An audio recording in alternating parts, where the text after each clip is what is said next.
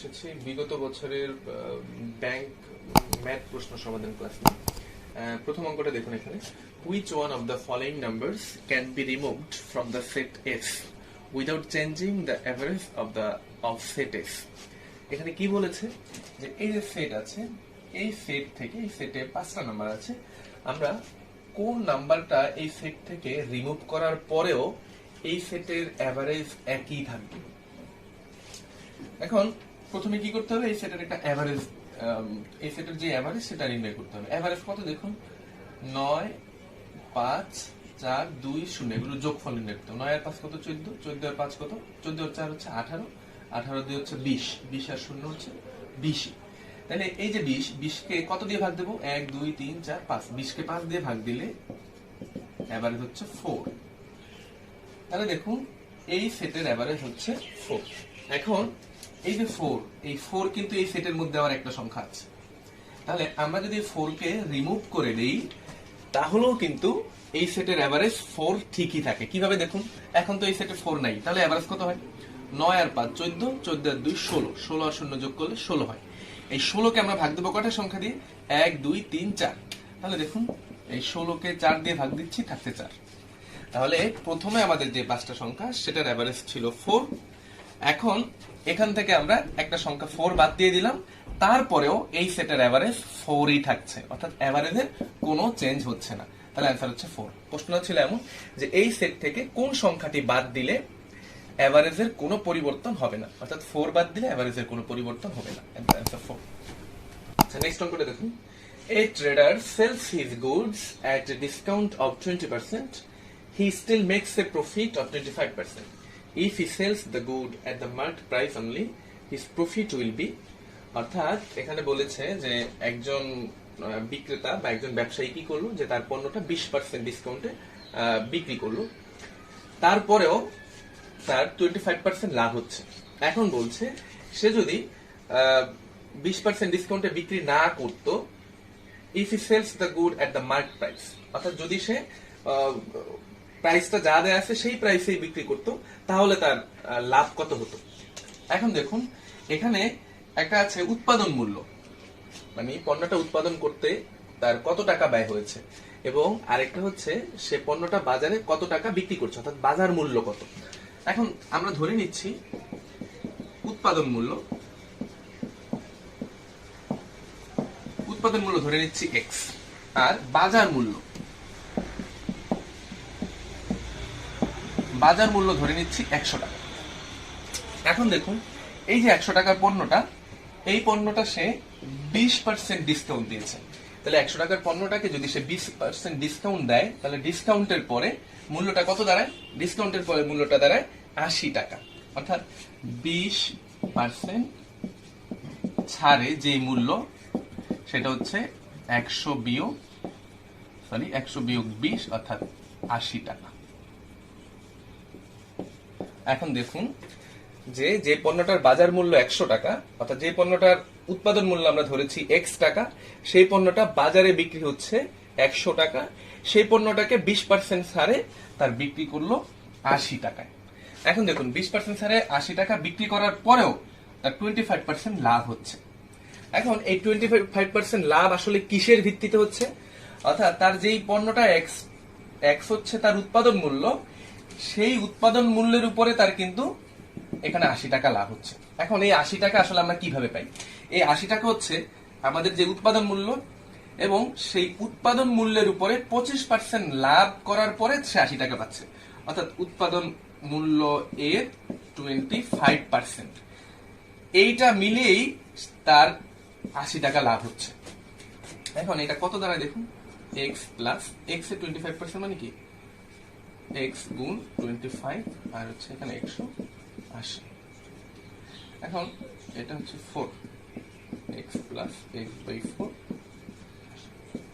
আমরা 4x দিয়ে 4 দিয়ে গুণ দিলে কি হয়, 4x প্লাস 4 4 কাটা হয় x, তারপরে এখানে হয়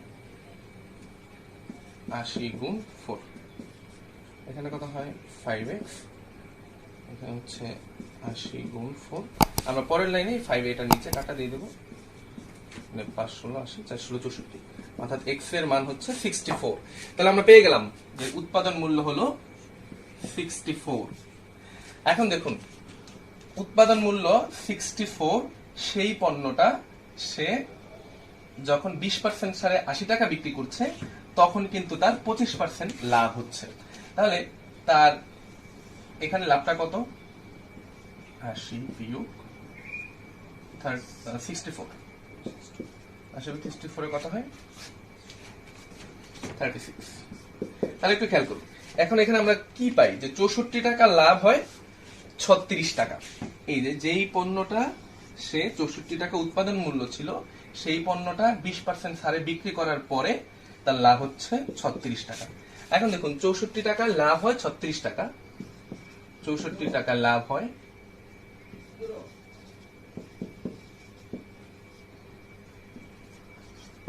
লাভ হয় 36 টাকা। 1 টাকায় লাভ হয় কত?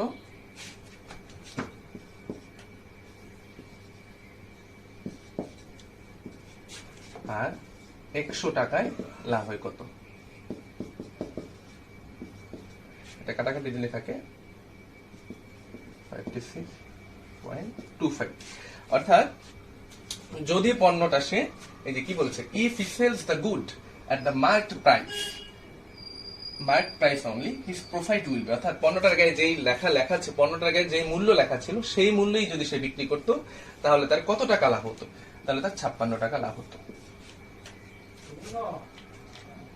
দেখুন next number, while working 7 hour a day, মানে একদিনে 7 ঘন্টা কাজ করবে। তাহলে দুইজন ব্যক্তি, একজন ব্যক্তি হচ্ছে আরেকজন ব্যক্তি হচ্ছে B. While working 7 hour a day, A alone can complete a piece of work in 6 days and B alone in 8 days. অর্থাৎ কি বলছে যে দিনে 7 ঘন্টা কাজ করে এ একটি কাজ কমপ্লিট করতে পারে 6 দিনে এবং বি একটি কাজ কমপ্লিট করতে পারে 8 দিনে। এখন বলছে in what time would they complete it together? তারা দুইজন যদি একত্রে কাজ করে তাহলে তারা কত দিনে কাজটি করতে পারবে যদি দিনে 7 ঘন্টা কাজ না করে, যদি দিনে 8 ঘন্টা কাজ করে। এখন আমরা প্রথমেই দেখব যে 7 ঘন্টা কাজ করে এ একটি কাজ করে 6 দিন, অর্থাৎ তাহলে এ একটি কাজ এক দিনে একটি কাজ কত অংশ করতে পারে? তাহলে দেখুন এ 6 দিনে করে 1 অংশ, আমরা লিখতে পারি এ 6 দিনে করে 1 অংশ। তাহলে এ 1 দিনে করবে কত অংশ? 1/6 অংশ। তাহলে একই কথা বি এর ক্ষেত্রে, বি 1 দিনে করবে 1/8 অংশ। তাহলে দেখুন এ 1 দিনে করে 1/6 অংশ, বি 1 দিনে করে 1/8 অংশ।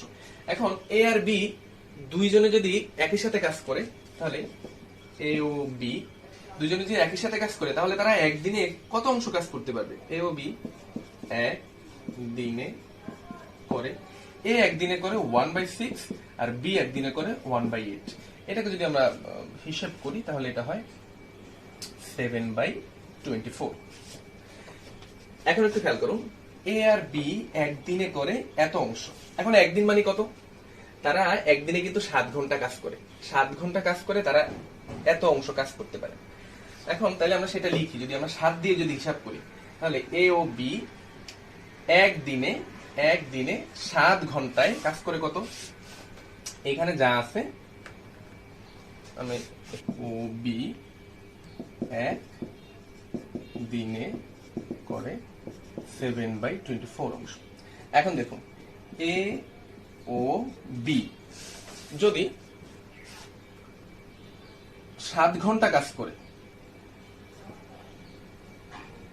দেখুন এ ও বি 1 দিনে করে এত অংশ, একদিনে মানে কত? 7 ঘন্টায়। তারা 7 ঘন্টায় করে 7/24। এখন তারা যদি 1 ঘন্টা কাজ করে তাহলে হবে কত? 7 ঘন্টা যদি এত করে তাহলে 1 ঘন্টায় কি হবে? 1 ঘন্টার কাজ হবে আরো কম, এই 7 নিচে চলে আসলো।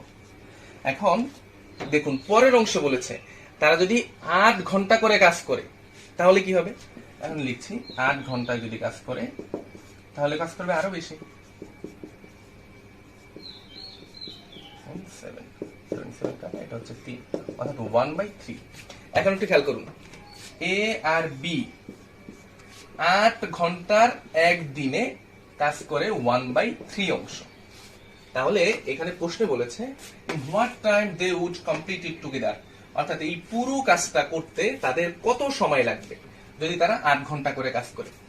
এখন এ আর বি যদি 8 ঘন্টা করে কাজ করে তাহলে তারা একদিনে করতে পারে 1/3 অংশ। তাহলে দেখুন উল্টো করে বলি, 1/3 অংশ করতে তাদের সময় লাগে 1 দিন। তাহলে 1 অংশ করতে সময় লাগবে কত দিন? 3 দিন। এটা আপনারা ওই কিভাবে করে ফেলতে পারেন যে 1/3 অংশ করতে সময় লাগে 1 দিন, 1 অংশ করতে সময় লাগবে কত দিন? অ্যান্সার হলো 3 দিন। এখন দেখুন এটা চাইলে আমরা আরো সংক্ষেপে করতে পারতাম। কিভাবে সেটা দেখুন, এইভাবে করতে পারতাম। এ ও বি একদিনে করে কত সেটা, এই যে এখানে এ করে 6 দিনে পুরো কাজটা, বি করে 8 দিনে। তাহলে আমরা উপরে এইভাবে লিখতে পারতাম 6 + 8 আর নিচে লিখবো 6 গুণ 8। তাহলে কত হয়? 6 × 8 = 14 আর এখানে হচ্ছে 6 × 8 = 48। কাটাকাটি দিলে কত থাকে দেখুন? 7/24। একটু খেয়াল করুন, এই 7/24 কিন্তু আমরা কিছুক্ষণ আগে যেটা করেছি সেখানে অনেকগুলো লাইন করে আমরা 7/4 করেছিলাম। এখন একটু দেখুন, এ আর বি একদিনে করে এত অংশ কাজ। এখন এই যে একদিনে তাদের এই একদিন কত ঘন্টার? 7 ঘন্টার। তাহলে এ আর বি 7 ঘন্টার একদিনে করে এত অংশ। তাহলে এ আর বি 1 ঘন্টার একদিনে করবে কত অংশ? এই যে এটাই লিখবো এখানে যে 7 × 24/7। এখন এ আর বি 8 ঘন্টার একদিনে করবে কত অংশ? 7 × 8 24 × 7। এটা হিসাব করলে বের হয় 1/3। তাহলে একটু পড়ুন এবার। তাহলে এ ও বি 8 ঘন্টার একদিনে করে এত অংশ কাজ। তাহলে 1/3 অংশ কাজ করতে এ আর বি এর সময় লাগছে 1 দিন। তাহলে পুরো অংশ কাজ করতে তার সময় কত দিন লাগবে? 3 দিন। তাহলে খুব সহজেই দেখুন করে ফেললাম। এই ধরনের অঙ্ক আপনি যখন করতে করতে প্র্যাকটিস হয়ে যাবে তখন আপনি খুব অল্প সময় করে ফেলতে পারবেন। দেখুন এখানে কি লিখছে, there is provision of food in a fort for 1200 soldiers for 60 days। কি বলেছে যে একটি দুর্গে 1200 জন সৈন্যের 60 দিনের খাবার আছে। after 15 days 15 দিন পর 200 soldiers leave the fort। 15 দিন পর এই 1200 জন থেকে 200 জন সোলজার এই দুর্গটা ত্যাগ করে চলে গিয়েছে। Remaining food will last for how many days. বাকি যেই খাদ্য আছে সেই খাদ্য কতদিন চলবে? এখন দেখুন 60 দিনের খাদ্য ছিল 1200 জনের, কিন্তু 15 দিন পর 200 জন চলে গেছে। তাহলে দিন বাকি থাকে আমার কত দিন? দিন বাকি থাকে 16 - 15 ডেজ। দিন বাকি থাকে 45 দিন। আচ্ছা, এরপরে সোলজার যে চলে গেল, তাহলে সৈনিক কত থাকে?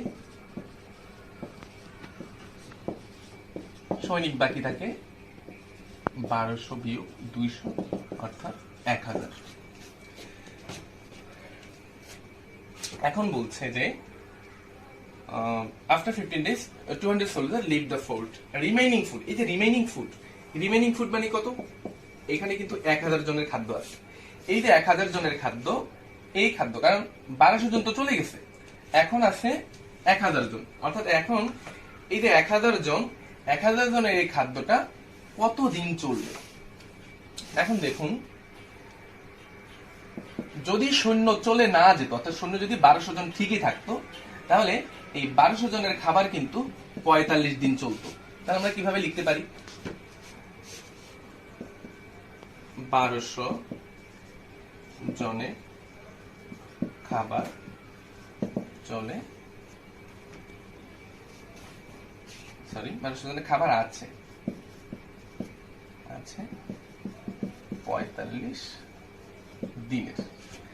এখন একজনের খাবার আছে কয় দিনের? আরো বেশি দিনের। কিন্তু সৈন্য তো আমার হচ্ছে এখানে এখন 1000 জন আছে, তাহলে 1000 জনের খাবার আছে আরো কম দিনের।